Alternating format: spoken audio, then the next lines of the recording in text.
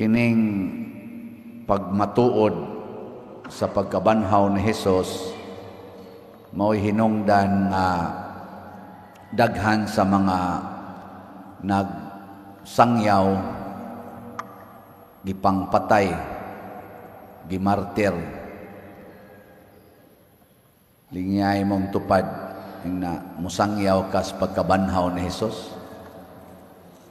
Na musangyaw.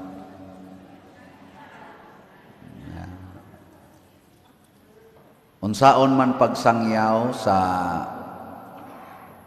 pagkabanhaw ni Hesus, ang buhaton matud pas unang pagbasa, kinahanglan sundo namo sa tigisulti dire.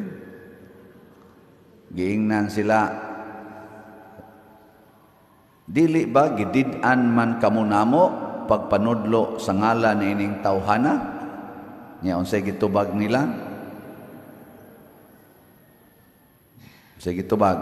Kinahanglan sundo namo ang Dios ug dili ang mga tao. Nilingay mong tupad. Ina kanang color sa imong buhok kinsay gisunod nimo ana.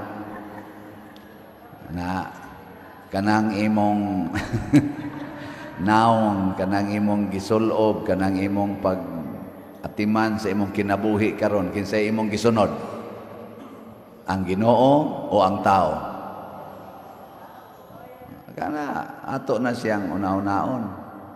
Kay kung ang Ginoo mo atong sundon, nagsangyaw ta sa pagkabanhaw sa Ginoo. Pero ang tao gani mo itong sundon, namakak na ta.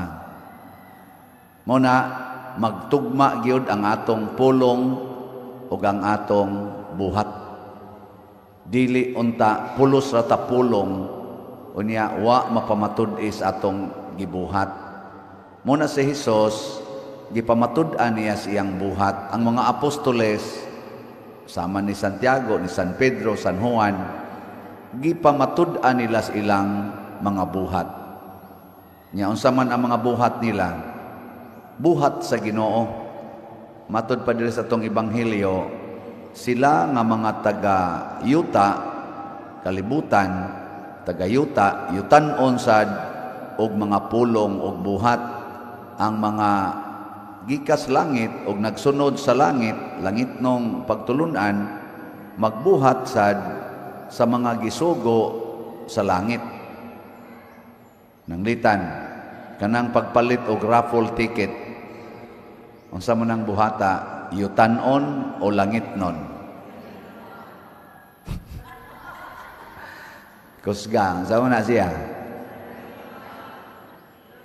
Ambot lang ninyo. Unsaon na to pag-ila nga yutan-on na siya? Nya unsaon na to pag-ila nga langitnon ang buhata? Anang walang usay gamitay Bible. Unsa man? Ang kana unsay imong tumong nganong gibuhat na? Gibuhat ba na nimo para sa mga yutan-on nga katuyuan o gibuhat ba na nimo para sa langitnon nga katuyuan? Nya kining atong raffle ticket para man sa ato mga proyekto sa simbahan. Sama aning bell tower, adoration chapel, o atong CR diha para magamit sa musimba. Nya ato sang giplanuhan nga kana diyang atubangan atong butangag mga reboltos, mga apostoles. Nya ang kanisang ato mga bangko atong ilisan para maayo ang atong pagsimba. So ang mga tumong pulos pag himo sa atong simbahan nga mulambo og mas munindot ang atong pagsimba sa Ginoo. Sa ato pa di ay ang pagpalit og raffle ticket langitno na nga buhat. Unyag dili ka mo palit, kay mo palit kas imong pagkaon, mo palit pa kas imong mga butang nga palitonon sa imong balay, ana para jud ka mabuhi nya di sana nimo priority karon kay naa kay priority nga para baka sa imong mga sakyanan o imong bag o imong sa diha sinina or pag pa-eskwela sa imong mga anak, ilang mga plite, mo nang di jud ka spare o mga 200 pesos para lang yun sa ani, di ka makasakripisyo sa imong pagkaon, sa imong snacks. Unsa man na? Iyutanon, ipulos mo na para sa imong kaugalingon. Nya unsa may mahitabo? Sige kag simba, nya yutanon kay kag pangandoy, adili mag-abot kaligut-gutan ta sa Dios. Muna diri sa atong kuan gibalik na sa no ang atong salmo, ang Ginoo nagpatalinghog sa singgit sa kabos. Kung magsigitag hatag nganhi sa simbahan, pasabot dili na ka mawili sa imong kwarta, mahimo gyud kang kabos. Kana bang isipo nato nga ang atong kwarta, ang atong kabtangan, atong itampo sa simbahan. Mo na nahitabo sa unang mga nagsunod ni Hesus, di ba? Gisgutan na ito ni Agi mga adlaw, nga dili na sila moingon nga ako'y tag-iya sa akong kabtangan. Wala na sila anang batasana. Ang ilang mga kabtangan, ang tag-iya mauna ang simbahan, ang ilang ang pundok. Ilang ambitan ang tanan, sumala sa ilang panginahanglan. Sa impeachment mini trial matod pa sa sana Luistro ba na nga nag-head dito sa ilang Committee on Justice niadtong niaging mga pila ka adlaw or the other day pa ilang gi presentar ang ilang mga testigo against ni Vice President Sara Duterte. O kung atong tanawon sa social media, hastas mga vlog-vlog diha sa ilang hearing, sa ilang tubag-tubag, makita gid nato nga ang ni testigo batok sa Vice Presidente nga naa kuno siya daghang nahibaw ang mga anomalya. Labi na gid kana si Madriaga, sikat kay na karon. Wa gyoy kamatuoran ang iyang mga pulong. Hasta ang iyang gisuporta. So unas tanan ang iyang mga pulong, kutob ra gis pulong, mga dagko kay mga akusasyon niya batok sa mga Duterte, sa former President Rodrigo Duterte, kaning Vice Presidente nato Sara Duterte, perting dagkuas iyang mga gipang tug-an nga mga anomalya nga iyang nahibaw-an, pero why konkretong ebidensya. Nya ni presentar po siya ebidensya sama atong painting nga hinatag kuno to siyang scholar, gipalag sa dayon sa tinuod nga naghatag nga dili gyud ko scholar ang Madriaga kay pamilya ko sa mga gaysano na mas scholar na hinuon kong Madriaga nga napriso man na tungod sa iyang daghang mga kaso. So perting uwawa ang Kongreso sa katong Committee on Justice nganong gipalusot sa to nilang maong ebidensya nga painting. Wa gid nila usa sigurua. So danghag as in danghag. Para lang yun na ikaakusar nya sunod niyang gipresentar nga nisikat sa naron katong duha ka bukchike apil para bagitaw nga akong gitrabahoan sa una manager's check sa Land Bank of the Philippines. Duha ka cheque lain-laing amount, ang usa murag 84,000 unsa ta pila to 86 84 basta mga mga 84 million di ay 200 niya ang usa or 86 ba to 200 niya ang usa 4 million ba to. Duha ka cheque niya pariha og check number. Pastil lang yun. Giunsa sa to nila. Asa nasayop ang Land Bank nga ang iyang giisyo dagko kayong amount. Unya, manager's check pag yun nga chikon man ginagmaayo, dagko pa yun kayong amount.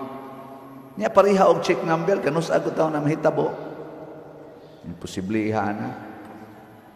Unya, ang iyang akusar nga kaning mao mga chiki gipa-pick up ni former President Rodrigo Duterte kay iyang sa to ipa-deposit ba siyang account, iya ba to kay iya mangan, siya may pay tagaan kuno siya atong kwartaha nga mo balor og mga 90 million duha ka cheque. Nya si President Rodrigo Duterte kuno maoy naghatag niya ato gikan pagyud kuno sa naamang memory transaction nga dugay na kayo pamahuman sa Department of Human Settlement and Urban Development. Unya sa ato pa government office 90 million. Nya President Rodrigo Duterte ang nagpa-pick up. Pero ang date sa cheque Abril 2023. Unya ang termino ni Rodrigo Duterte nahunong atong June 2022.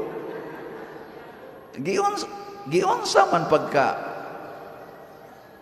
nganong nahimo mang authority ang former president nga di naman to termino niya. Nganong nakaparili si atong 90 million di sa ato pa kinsa may galingkod ang 2023. Na katawanan kaayo nya gipalusot ni sa Committee on Justice, mauna ni ang quality sa atong mga legislators, pipila sa mga legislators. Ngano man taong nilingkod man sila diha, ingon ani sila kadanghag, katanga sa ilang pag-evaluate. Unya, si Congressman Marcolita nisuway pag hatag sa iyang komentaryo about sa credibility aning Madriaga, sigihan gyud og pahunong sa chairperson. Di na pwede. Against na imo nang evaluate iyang credibility. Di na pwede. Nya gipa-delete pag itong iyang mga statement na pag yun ni move motion I would like to kuan nga i-delete ng iyang mga gipangsulti ni kuan about credibility. Nakaingon gud taon si Congressman Marcolita, Madam Chair, unsa na malay mahibilin sa akong gisulti? Magpili ra sila kung sa isulti, pero katong 18 Marines nga ning presentar og ilang ebidensya about aning dako kay corruption, ilang gi-evaluate og maayo ang credibility, ilang gidaot og maayo ang credibility. Allowed sila. Kadto si Gutesa nga nihatag og iya sang testimonya, ilang gyapon gidaot ang credibility hasta pagani ang affidavit kinsay nagpirma, ilagi nang gidaot og maayo, okay ra. Pero ni ay ilang witness nga gikag prisuhan or napriso pa karon, isulti ang credibility, ilang tapinan. Mauna ni ang mga kalibutanong mga buhat nga matod pa ni Hesus, ang iya sa taas labaw sa tanan. Ngano man kay ang Dios nong kamatuoran dili mag-usab-usab o dili ka makakitag apan mubarog gyud na dili gyud na matandog. Divine truths is stable, permanent. Muna kanang imong ilong permanent na gina. Ayaw na gyud pangandoy nga imo nang usbon. Usbon gay na nimo magkaratol-ratol gyud ka. Kanang imong kilay permanent na nagibutang sa Ginoo. Ayaw ginag-usba. Usbon gay na nimo magkaratol-ratol gyud ka. At tanawa nang nangusab sa kilay. Di ba magsigig monitor kada adlaw, sigig monitor. Nga naman naratol. Pero tanawa nang wa mangusab sa kilay, wa mangusab sa buhok, tanawa stable kayo. Dali ra kay na sila mahuman mag-ilis. Dali ra kay na sila mubiya sa samin. Pero kadang ang nangusab siyang naho, nga iyan ang ipangtabunan ang kamatuoran, pagkadugayang mubiya anak sa samin. Hastang katapusang kudlit iya ginang daginoton kay basin unyag mamatikdan nga nasayop siyag badlis na sobra diri karing usa na kuwangan. Ana, no?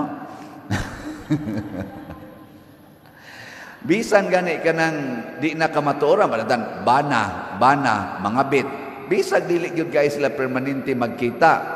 Basta makapangabit, magkaratol-ratol gina, magpanglingi gina, bisag pari pa na, magpanglingi. Magkao pa na, magglases, sala, pero magpanglingi na magpanglingi. Oh. Kaya di naman kamatuoran, maratol ka. At tanawa karon sila, nagkakanga-kanga, pinahilak-hilak pas madriyaga, gikatawaan lang. Nya napato siya gisulti nga ako naka-witness gyud ko sa paghimo gyud anang unit team kana kuno si Bongbong Marcos og si Sara Duterte, nahibaw siya nga duna nay agreement nga sa to term sharing inganana nya pag napasigi pang sulting mga date nga nagkahiusa sila sa ilang plano mao tong nidagan unit team nya na kunoy plano si Vice President nga instruction sa kuno ni Rodrigo Duterte nga hala sige pag-vice anang Bongbong Marcos o niya inigabot nagmudaog na mong duha kana ganing himuan ta nagpaagi nga matagak na siya dauton ta nagmaayo aron ini katagak niya sa pagka-presidente ikaw na'y mahimong presidente. Himuon niyang murag stepping stone si Bongbong Marcos. Ang ni palag anang maong statement mao si Amy Marcos mismo. Naghimo din siya o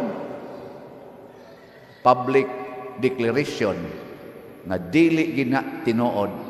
Ngano gutaong si BP Sara mo plano ana nga sa among survey adto bisag asa ka nga survey siya may nag-una pagka kandidato sa pagka-presidente. Ngano moagi pa man siya ni Bongbong Marcos og iyag yung gusto nga mahimo siyang presidente nidaga na lang siya kinsa may makapildi niya nga siya may number 1 ato nya iya pag yung tatay mao pag yung sitting president kinahanglan pag siyang moagi ana pagkataphaw nga maong rason wa gyapoy kamatuoran kay namakak man nagkaratol-ratol gani karon murag naay mga grupo nga ila kunong filean og kaso kana pwede magitingali na anang gitawag og perjury ba na o sana nga kaso imong ikuan na libel ba kana bang mo claim kang ingon ana siya nya di day tinuod nya naa sa media murag libel man tingali no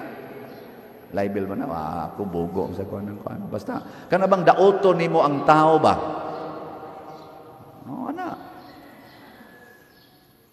na preso mangani si dengan atong Barsaga ba to? Okay. Na ako na yung mga libelous niyang statement. Dili tinuod. Sige, lingi ako no imong tupad. Ing na tinuod yun imong tanang isulti. Ing na ba? Ing na tinuod yun. Di yun ka mamakak. Oy, magbantay ta ana kay ang Ginoo kamatuoran. He is truth. Dili siya gusto anang pamakak. Ang pamakak iya ginasiyawa. Ngauna, iampo nato ning ato mga gipang-elect, mga gitawag ra ba ni sila people's representatives. Na, istoryahe. Mauna, unya, dagko ra ba kay ni sila sweldo.